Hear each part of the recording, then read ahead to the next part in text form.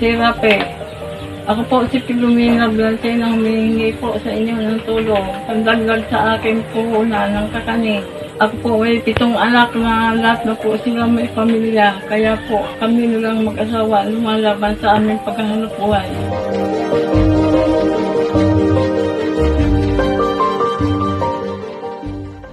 Hirap talaga ng buhay kasi sa ganyang edad dapat nga hindi na sila nagtatrabaho, papahinga na lang, enjoying their golden years, sabi nga nila. Sa hirap ng buhay, pilit sila na kumayod pa rin sa age ng 73. Ikaw pa rin na umiikot, gitna ng araw, napakainit, para makabenta man lamang, tapos kikita ka lang ng sapat lang para mabuhay. Nakausap ni Idol, si Ma'am Filomena Blanche, last week at nangako ang programa sa kanya na kung ano ang tulong na aming ibibigay, papabot talaga namin. Meron pong assignment si Senator Raffy para po sa akin, ma'am. Wag daw akong uuwi hanggat hindi kayo ngumingiti, ma'am. Paano ba yan? Ano po kwentong buhay ninyo ni tatay? Bakit po, ma'am? Paano tayong tatrabaho pa rin? Kawawa naman, dapat sa inyo, ma'am. Para relax na lang. Po ang aking mga anak. Opo. Isang tuka rin po ang hanap buhay nila. Kaya kami po nagpo-provide din mag-asawa maghanap buhay. May maintenance pa nga po ako. Sige ma'am, sabi nga sa akin ni Senator Idol Raffy Tulfo, sky is the langit daw, sky is the limit ma'am. Ano daw po ang kailangan ma'am natin para mapasaya namin kayo dito sa programa? Yung puhunan ko po sa pagtitinda. Bukod po sa puhunan ma'am, kasi sabi ni Idol okay na po yung puhunan. Ano pa po kailangan Ang natin aking ma'am? asawa ko nagain. Malabo po ang kanyang mata. May katarata po. Katarata. May mga kaibigan naman tayo na makakatulong para maoperahan po, maalis yung katarata, pagalingin, nang wala pong gastos mula sa inyo ma'am. Kahit yung gamot. Opo. Ano po mga maintenance natin, ma'am? High blood, ma'am? Losartan? Parehas ata tayo, ma'am. Opo. Amlodipine? Kayo, 73 years old na, ma'am. Ako, 33 pa lang. Medyo parehas ata tayo ng kondisyon. Pero bilib nga po kami sa inyo, ma'am, no? Opo. Pareho kami mag-asawa po. Opo, parehas po kayo, napakasipag kahit sa edad niyo po na yan, malakas pa ang katawan, masipag, nagtatrabaho. Opo. Kaya tutulungan talaga namin kayo, ma'am. Unang-una, yung pa-opera po ni tatay, yung sa katarata niya, ayusin po namin. Pangalawa po, ma'am, yung sa puhunan ninyo, madaling bagay lang po yan para sa programa. Again, no, sa tulong ng lahat ng nanonood sa atin ngayon, gusto ko rin magpasalamat sa lahat ng nanonood, sumusubaybay sa Raffy Tulfo in Action. Dahil sa inyo, natutulungan natin yung mga katulad ni nanay, di ba? Bukod pa dun, ma'am, yung maintenance nyo, kami na po bahala siguro, ma'am. Nanay, matanong lang po namin, matagal na po kayong nagbebenta na ng kakanin? Matagal na po. Naggagala lang. Mga 2 taon na po ako nagagayon. Kasi nahiya na rin po ako sa aking mga anak na laging magbigay sa akin ng Ang asawa ko rin sa highway din po, Highway lang. namamasura. So, buong araw po, naglalakad lang kayo, ma'am? Ako, pag umaga lang po, paghapon naman po, nagagawa ako ng walisting time. Okay. Kasi ang kaba ko lang, ma'am, baka ma-heat stroke tayo. Napakainit pa naman ngayon. Mag-ingat po kayo, nay. Opo. Naghahanap po akong gawaing walis sa Maynyugan. Hanap tayo, nay, ng mapupuhunan natin sa inyong medyo mas madaling trabaho siguro. Kung kaya natin magpatakbo ng sari-sari store, di ba? Siguro, gano'n. Ay, pwede po. Pwede natin ipa-assess mo natin. Oo, Kasi pa-assess natin as sa per TV. Idol Raffy, mahirap po sa sari-sari store. Baka utang lang daw po ng utang yung kapitbahay. Sa bagay. Oo nga pala. Opo, yun ang pinoworry po ni Sa Idol bagay, Nay. tama si Idol dun. Opo. Ma'am, sabihin nyo lang sa amin kung anong negosyo ang gusto nyo. I-assess namin Opo. at ibibigay namin sa inyo. Sabi nga po ni Senator Idol Raffy Tulfo, lahat daw ng kailangan, ma'am, bibigay po namin. Opo. Yung mga bahay namin, walang pintuan, walang bintana. Opo, ma'am. Tignan po natin kung anong maayos natin agad. Tulungan po namin kayo, ma'am. Nadahon po ako sa paggawa. Nay, Nay, okay lang, pa-assess. bumisita kami. Papuntahin ko staff ko. Tignan natin kung ano magagawa Opo. natin dyan. Pwede po. Ayan, sige ma'am. Kita po tayo next week po. Opo. Sige, Nay. Galing po kay Idol Raffy Tulfo. Salamat na marami po, Sir Rape. At sa inyo, attorney. Thank you rin po, Nay. Ingat po kayo, Nay. Next week At sa magkikita-kita po tayo. Buong cast po ninyo. Kay Nori, salamat. Okay po, Nay. Thank Salamat you. po. Ayan. Salamat po kay Ma'am Eileen Di Mayuga. Ay, yung and barangay thank you rin secretary. kay Ma'am Eileen Di Mayuga. Kayo po ang coordinate namin regarding this para po malocate at mapadalahan namin ng maayos si Ma'am Filomena Blance. Punta Thank you kami po. dyan, ma'am. Thank you din po very sa much tulong po ninyo. Thank you po, Ma'am. Salamat Sige po. po.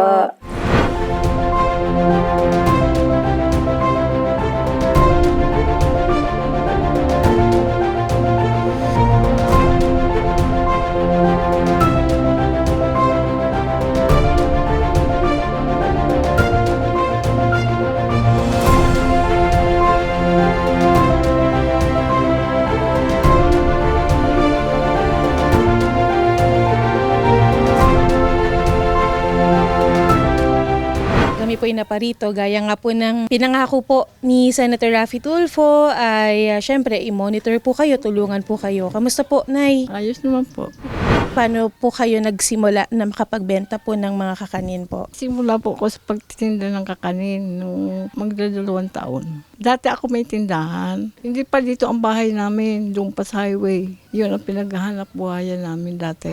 Yung sa mata po ninyo, tutulong po kami makapagpa-check up po yan, tatay. Hindi nyo na po kailangan ng appointment. Tay, si Senator po, syempre, iluluwas po namin kayo para makapagpa-check up. Pero kung makahanap po kami, tatay, ng mas malapit na pwede po nating mapag-check upan nyo dito, ipa-priority po natin yung mata po ninyo. Ano po bang problema sa mata, tay? Ay talagang malabo ang mukhang ko. Katarata po, tay. Opo. Kumpleto na talaga ang Taklob ng mata niya. Gilid lang na nakakita. 3 years na ito. Sige, tay. Isa-schedule po natin, tatay, ha? Pero tatay, yung mga pinangangalakal nyo po, saan nyo po naibebenta? At magkano po, tatay, ang ano? Tulad nung una yan ay 6. Ngayon, ang karton ko ay 3 na. 3 pesos po kada kilo. At saka ang plastic ko yun, tatawag na si Bak. Dati 10, ngayon 6 na. Bumaba ng bumaba. Tatay, magkano po per day po ang naiuuwi nyo po kay nanay? Yung Pag karton- iniipon niya muna. Yung karton ko ay 15 po. Kaya, Alam mo, Nay, mahirap talaga kapag isang kahig, isang tuka talaga ang buhay. mapaghanapan ng mga anak ko kasi may mga anak din pinag-aaral. Muna yung gayat-gayat. Kanina po, ino-offer sa akin ni tatay yung Monay. Ito daw pong Monay, ito po yung, ano po ito, tatay? Kwento niyo po, tay. Ito ang munay na binibigay sa akin ng bakery. Tatapunan niya ng basura. Kayo po yung nagtatapon ng basura dun sa May bakery. kaya, siya ang pinatatapon. Binibigyan naman siya ng pira o kaya tinapay. Pag kinain ko yan, tatay, ubus yan. Sige, tay. Wala naman kami tiyaring malagyan ito. Parang ang basurahan. Wala man malagyan. Yung ginagamit ko, kaya dito ko linalagay. Parang kung basa ng ulan. Isda. Anong isda, Nay? Yung galunggong. Wala nang isda, Nay. Wala na kinain. Kagabi. Ari, nalimot ng tatay sa basurahan. Kinukuha ko, malagyan man lang. Galing po sa pangangalakal din.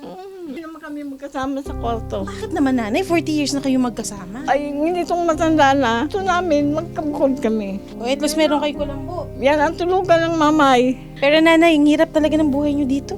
Sadya. Ang tagal nyo na pong dumaranas na ang ganitong hirap. Pero bakit ngayon lang po kayo lumapit kay Senator Raffy? Nangyayari naman mo ako. Tsaka siguro talaga, nanay, hindi na talaga kaya. Sobrang hirap na rin Kaya talaga. din. Kasi matanda na nga ako. Kasi dati, ang linakad ko pati doon, yung pang-maintenance ko. Dati nakahingi ako center. Ngayon hindi. Nabili-bili ako pa isa-isang banig. Yun. Ang gagawin po natin ngayon, kukumpletuhin ko po yung inyong maintenance at makapag-grocery po tayo. Konting tulong lang po ngayon. Sige, Nay. Salamat po marami. Sir Rape, salamat. At natukoy ninyo ang bahay kung ganito po.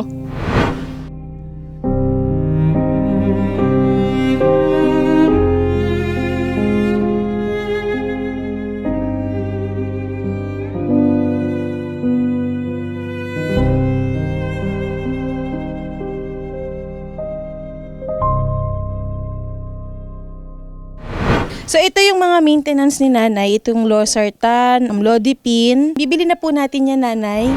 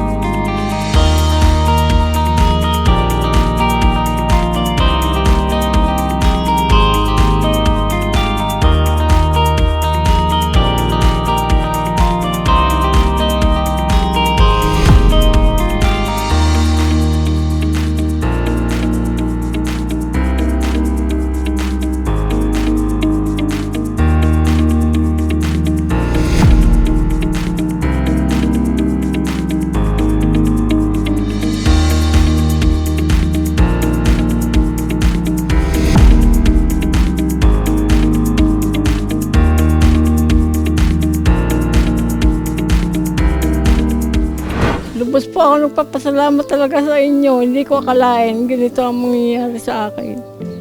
Na marami kayong binigay sa akin. Malaking tulong na po to sa amin mag-asawa. Salamat po maraming. Hindi ako magsalita. Kulang ang boses. Si Rapi, sana matulungan mo ako para baka pag-luma ng ay paningin para maganda ang paglalakbay.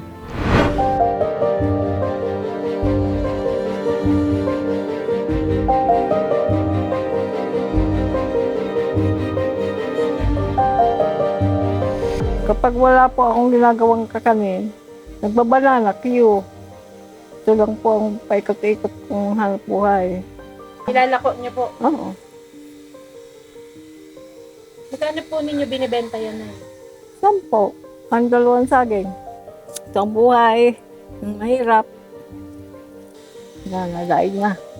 Sadya naman pag gasol, ako yung kakahoy din.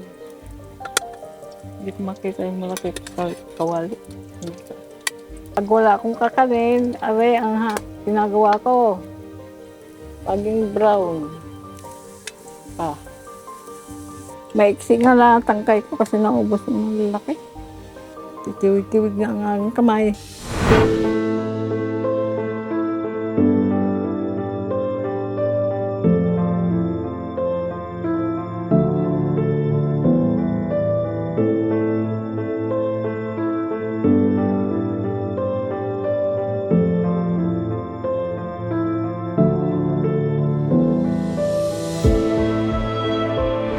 Minsan po kasi kinakapos ako sa pera. Kaya hindi ko maibigay lahat sa kanila. Kaya po ay naaawa sa aking magulang. Kaya sila tinutulungan ko para may sa hirap po ng buhay. Ang gagawin po namin ngayon, tatay, papa-check up po natin ngayon yung mata po ninyo. And then si nanay po, bibili na po natin ng mga bagong gamit po niya para po doon sa pagkakanin niyo po, nanay.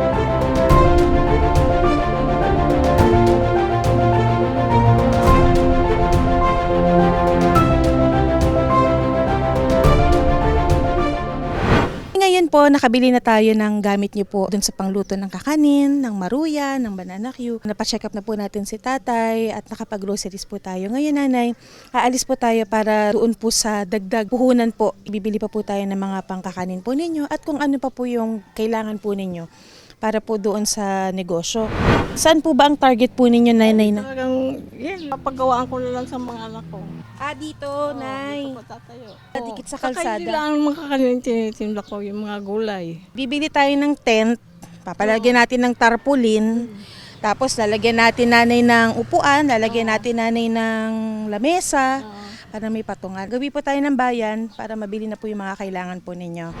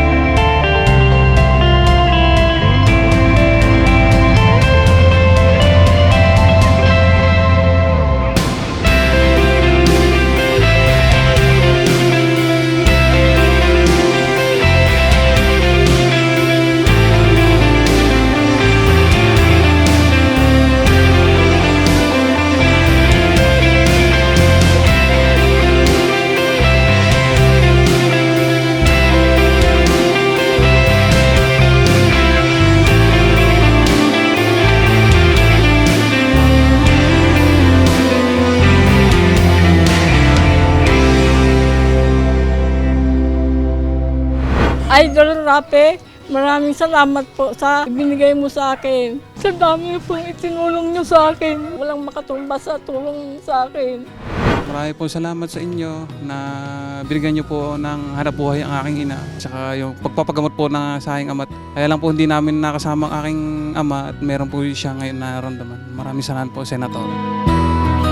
Rapi Tulfo, isang taong hindi ka iiwanan. Basta nasa tama ka, ilalabang ka ng patayon. Kahit na sariling reputasyon niya ang itaya, ipagtatanggol ka niya kahit siya ang mapahiya. Ang sarap kapag panatagsan man ng iyong tungtungan, dahil merong Rapi Tulfo ka na masusunod.